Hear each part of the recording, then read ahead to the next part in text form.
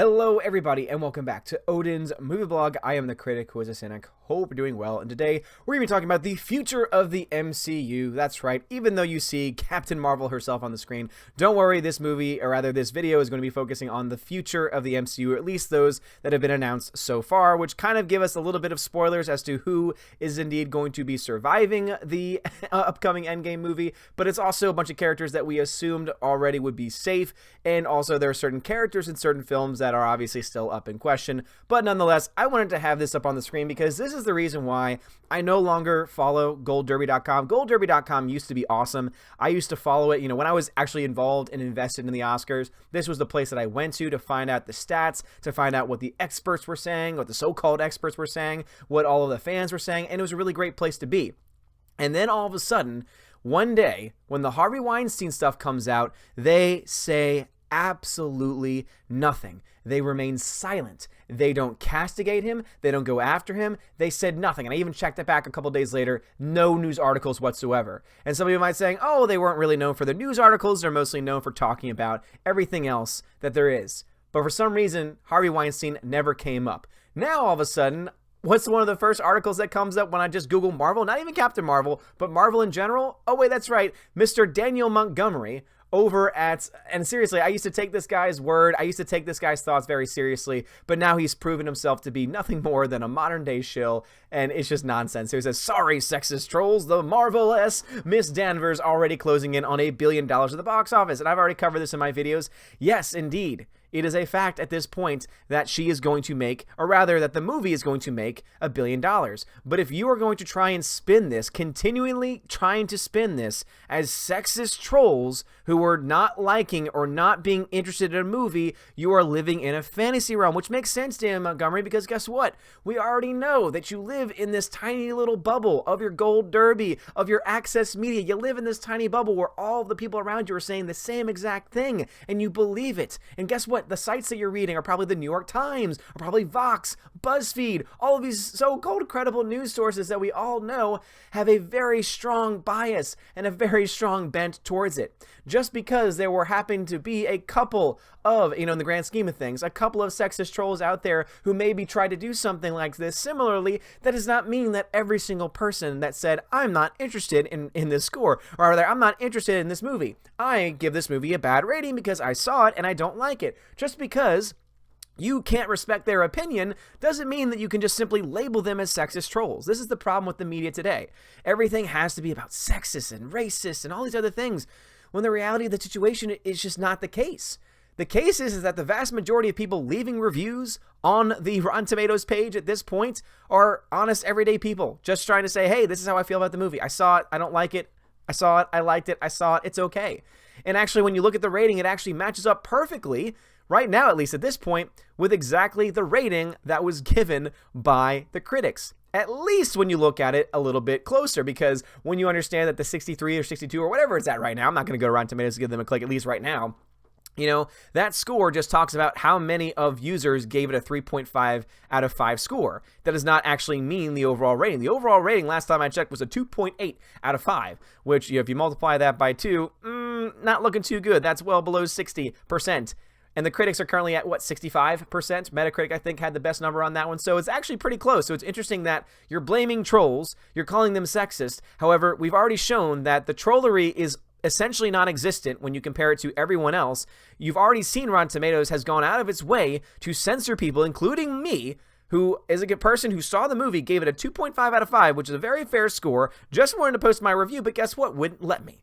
Because they have protection around it, because they've been deleting reviews, because they've been blocking people from posting reviews, because guess what? Their system is broken, which is why I'm still so proud of the system that I've recently built. Again, it's not perfect. Again, there's still so much more that can be done with it, but at the very least, you can let your thoughts be heard, you can leave comments, and I'm not going to censor you, unless you, of course, come on there and stop dropping a bunch of inappropriate words and are essentially just being a giant troll. Only then will I probably do something about it. But again, if you just have an opinion, which is what most of these people have, are simple opinions, I'm not going to censor you. Now, Daniel Montgomery and, Gold Derby, they would love to censor you. If you don't agree with them, if you don't think that Captain Marvel is the greatest thing since sliced bread, well, then you are obviously a sexist because you cannot stand that there's a strong female character. Doesn't matter if you liked things like Wonder Woman. Doesn't matter if you liked movies like Alita Battle Angel. Doesn't matter if you love Ripley from Aliens. It doesn't matter if you liked any strong characters from any series, Resident Evil, Underworld. I mean, you name it, where strong female characters are the center of the stories. It doesn't matter if you like those movies or not, because that's just not real. This is a real woman because she doesn't rely on relationships, etc. No, not at all. Sorry, I said that this wasn't going to be a Captain Marvel video, but I'm sorry. Like, it's this nonsense. It seriously is this nonsense that just drives me up the wall because it's just lies.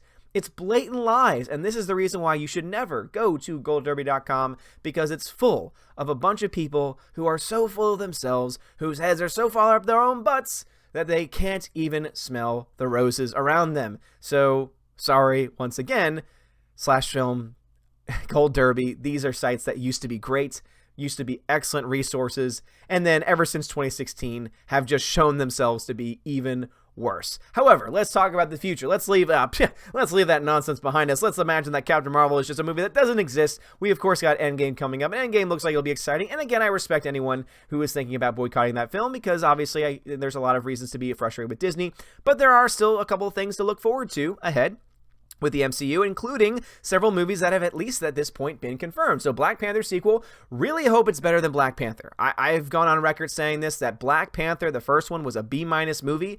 I think T'Challa is great. Chadwick Boseman is awesome. I loved, was it Killmonger, Warmonger? Like, he was awesome as a villain, but there was just so many narrative problems, consistencies.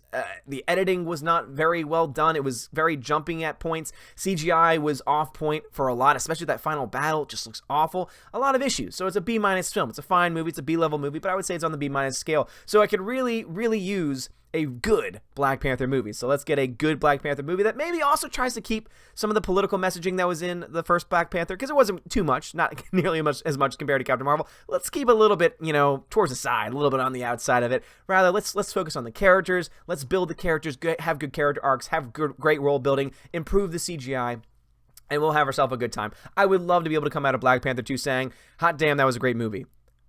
Black Panther 1 did not do so. But as it says here, on here with Business Insider, Black Panther was the highest grossing movie at the domestic box office last year with over $700 million.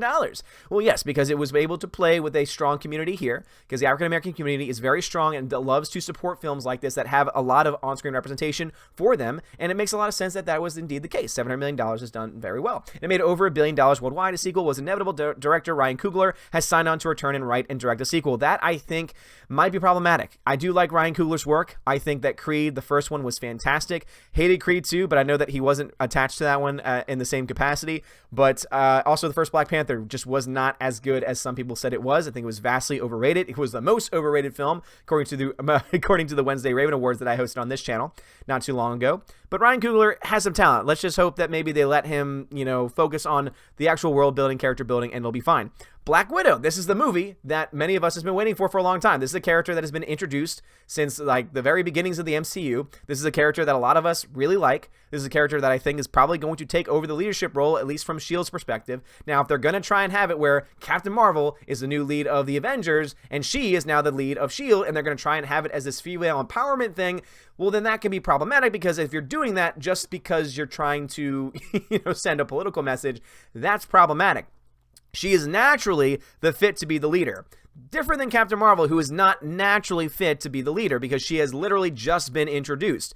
In fact, if it was me, I would say Black Widow should be both the head of S.H.I.E.L.D. and also the head of the Avengers. Yes, she does not have superpowers, but at the end of the day, out of every other character, she has definitely, as far as ones that are likely to lead the universe, she definitely has a strong case nonetheless. I would also put Thor up there, Doctor Strange, people like that. Again, people who've been around for a while. Even Black Panther, even T'Challa has a much better claim to the new leadership role than anything that Captain Marvel can bring to the table. Gosh, it's so frustrating. But Scarlett Johansson's Black Widow has been an Avenger since the beginning. She debuted in 2010, 2 years after the MCU started. So again, from almost the very beginning, and has since starred in every Avengers movie since: Captain America, The Winter Soldier, Captain America: Civil War. So it's about time she got her own movie. Australian filmmaker Kate Shortland will direct the solo movie, which is expected to be a prequel following the character's past as a Russian spy. That sounds awesome. Yes, that is the movie that you should tell.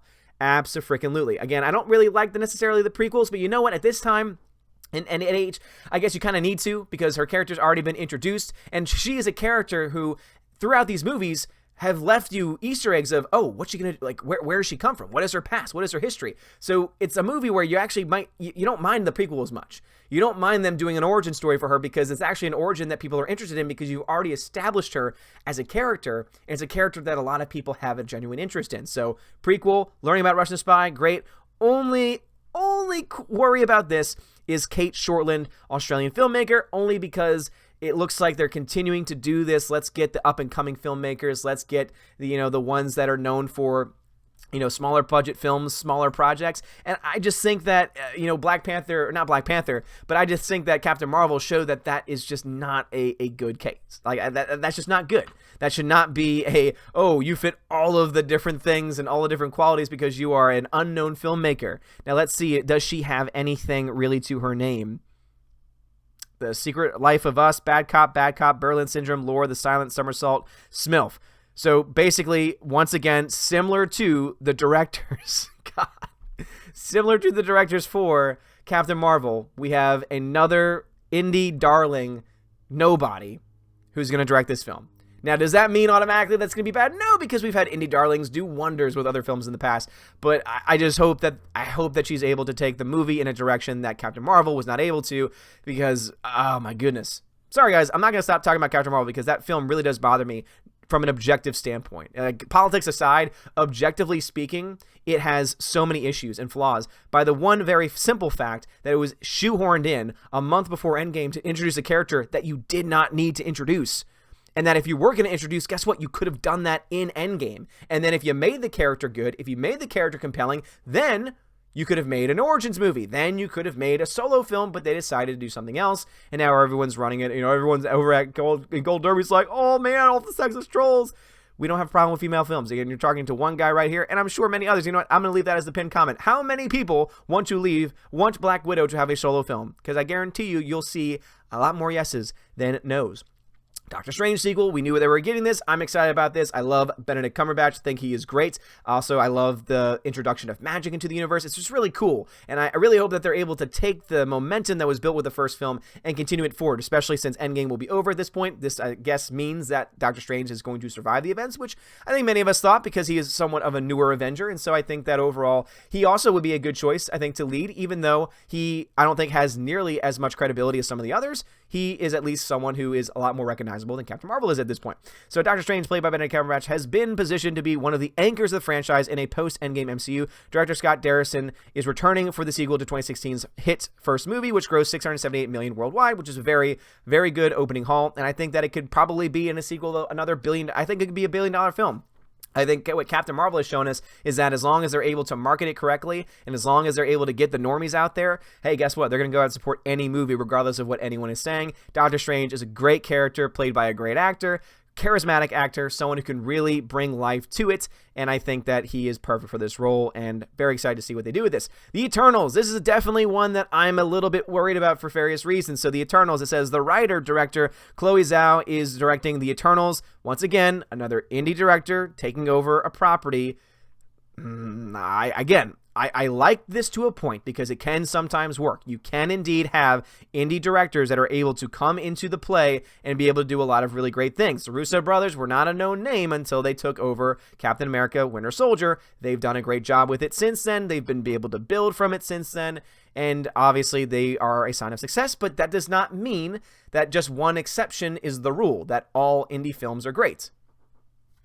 Film I've already mentioned is a great example of that. But The Eternals, based on legendary creator Jack Kirby's comic about godlike celestials, the movie will likely push the MCU's cosmic stories into new territory beyond just Guardians of the Galaxy or more recently Captain Marvel, and I imagine that Doctor Strange will probably have something to play with that as well. The reason why I have concern about this is because they're apparently thinking about introducing the first gay character into the MCU this way.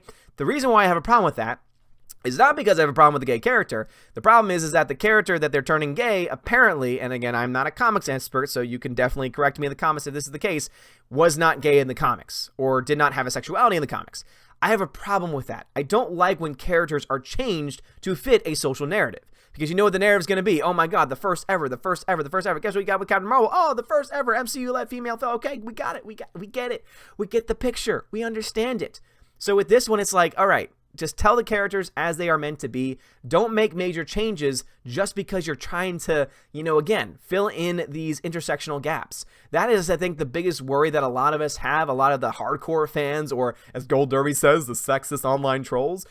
We don't have a worry about characters that are different. We have a worry and concern about characters being changed and being adapted and being given stories that fall more in line with the intersectional left of Hollywood, more so than with just mainstream what it's supposed to be in the first place. Now, does that mean that you don't make these movies? Does that mean that you don't try and adapt stories that exist already or characters that exist already? Absolutely not.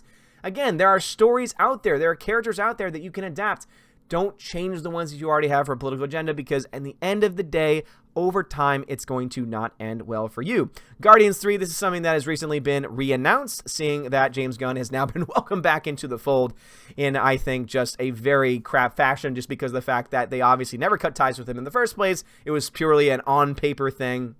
And I think it was kind of ridiculous. You all know my thoughts on James Gunn. Some of you agree, some of you don't agree. Hey, you know what? That's fine.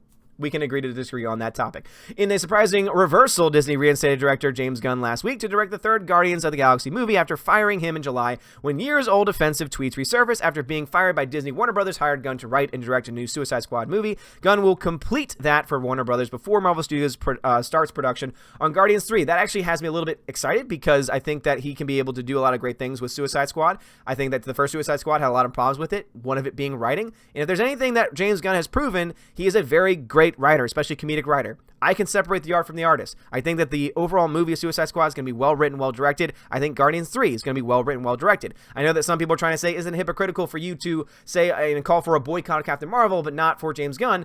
I would say yes and no. I would say that there's definitely an argument to be made, but at the same time, too, when it comes to James Gunn didn't actually do anything, or at least we don't have any proof that he did anything. And also, on top of that, the reason why people were going after Captain Marvel so much was because we know the history of that character, and it was very clear that they were trying to push a certain agenda with the movie. James Gunn is not really pushing any agendas with these movies, at least as far as we can tell. If you look to the Guardians films, they've just been very solid, well put together movies overall. We can expect the same thing from Guardians 3 and the same thing from Suicide Squad 2, and not to mention Suicide Squad 2 is going to have Idris Elba. And if anyone knows anything about me, I think Idris Elba is one of the best actors in the business, which is why if you're gonna have a situation where you're gonna go in a different direction with James Bond, Idris Elba would be at the top of my list. And then this movie, Shang-Chi, which I talked about actually a couple months ago when they first announced it. Short-term 12 director Destin Daniel Creighton, another indie darling. Don't you see a trend going on here? Will direct Shang-Chi, Marvel Studios' first movie starring an Asian superhero. In the comics, he's also known as the Master of Kung Fu. I have a problem with this a little bit just because we have another character that's already been brought into the Marvel situation, known as Iron Fist. I know that a lot of people liked Iron Fist, but he's kind of also another character that we can look to. Now, I don't know anything about Shang-Chi. I don't know what kind of character he is. I've never heard of him before, so I'm assuming that he's not a very well-known character, but that seems to be what Marvel likes to do, is to bring in other characters for the sake of political agenda and of diversity. Now, does that mean the movie's going to be bad? No. Short-term 12 director, does that mean that he's going to be bad? No. Short-term 12 was an excellent film. Not only that, it was a movie starring Brie Larson, and it was actually a very good performance from Brie Larson, I would say. So there are certain things that I can look forward to in this. I do like Kung Fu, and if they're able to get the fight scenes right, as long as they're able to not use a lot of CGI and have just actual awesome fight scenes, this could be awesome. This could be really cool. However, we have our concerns because what the media does and what the Kevin Feige run MCU does, at least what it looks like Phase 4 will be. If we have Phase 1, 2, and 3 being awesome, kick-ass movies, Phase 4 seems to be, let's go as close to identity politics as possible and play that close to the chest. And a lot of people have problems with that. Now, anyone that's going to try and say, oh, well, you've already been proven wrong because, God, Marvel's going to make $1 billion. Oh, just because a bunch of, normies, just because a bunch of popcorn fans are going to see a movie that has MCU on it, and that's the only reason why they're going to see it. Okay, yeah, sure. And just because they subjectively enjoyed the experience by ignoring objective reality that the movie was objectively about, hey, you know what? That is their absolute right. But I'm going to continue to try and keep myself grounded in reality, grounded in the things that are true. And so I'm going to give you my honest thoughts on all of these. So Shang-Chi could be good, Again, still a lot of questions. Guardians 3, I think it will be good by the end of the day. The Eternals, really, please do not turn the Eternals into a political machine for you. Just tell the story as it is. If you want to bring in a gay character, that's fine. Just make sure it's like an original character that you're not trying to change, especially with you getting the X-Men in. I mean, there's characters that you can play with there. Doctor Strange sequel, I'm excited for. Black Widow, finally, am a little concerned about the director, but we shall see. Black Widow, though, glad to see she finally get in the movie. Black Panther sequel, I'm actually excited for this because I think that they have a lot to prove. If they can finally prove to all audiences that Black Panther can have an awesome A+ rating from audiences and critics alike, I'm all on board for that because they've got the characters, they've got the actors, they just don't have the CGI or the well-crafted story, in my opinion. We shall indeed see. But guys, what are y'all's thoughts about all of these movies? Are there any movies that you're most excited for? But also, let me know in the comments. Do you think that, any of these characters are going to be turned into a political machine or a political football? As I mentioned, I think there's a couple on here that you could definitely see that the political motivations behind some of the characters and what they're trying to do with them. And also, let me know your own thoughts about Gold Derby. Have you ever used Gold Derby before? Do you ever plan on using Gold Derby ever again? Because, again, I could see why you probably wouldn't. Seeing that, again, Daniel Montgomery. Why do you have to buy into and spread the lies when you yourself and everyone else on your team ignored the Harvey Weinstein situation? Isn't that interesting? Anyway, guys, you have been awesome. If you like this video, smash that like button, give me a thumbs up, give me a subscribe. Also, I want to give a huge shout out to everyone on Twitter. Thank you so much for all the love and support. I will try and get more information to you soon. I just want to make clear, I'm not having health issues, so that's not what is going on behind the scenes here. There is just a situation that I need to be able to give me another day or so, because I want to make sure certain people are able to know about certain things before I move forward and tell everyone else. So I will let you guys know as soon as possible. But thank you so much for the prayers. It really does mean a lot. It really has just lifted my heart so much to see all the love and all the support and all the kind comments. I've read every single one of them, and it really does mean the world to me. So thank you for that. And you guys are awesome. So again, thank you so much for watching. Have a wonderful day. And as always, God bless.